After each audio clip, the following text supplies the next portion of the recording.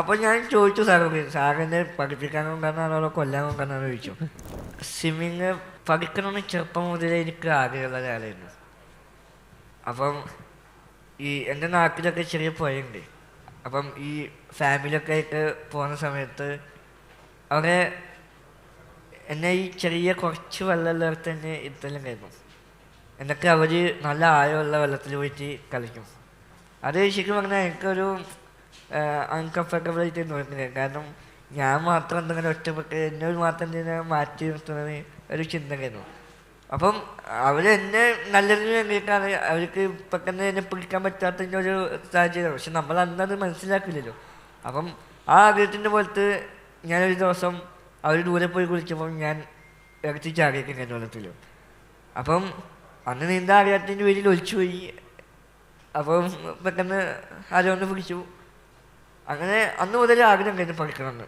അങ്ങനെ ഇരിക്കുമ്പോഴാണ് 2018 സജി ബാലശ്ശേരി എന്ന് പറഞ്ഞിട്ടുള്ള ആളുള്ള സാറ് എന്നെ വിളിക്കുന്നത്. എന്നിട്ട് പറഞ്ഞു, ഇങ്ങനെ ഞാൻ നീന്തൽ പഠിപ്പിച്ചു തരാം, നീ പഠിക്കാൻ തയ്യാറാണെന്ന് ചോദിച്ചു. അപ്പോൾ ഞാൻ പറഞ്ഞു ആയിക്കോട്ടെ, ഞാൻ റെഡിയാണ്. അങ്ങനെയാണ് 2022 ഞാൻ ആലുവ പെരിയാറിലെത്തുന്നത്.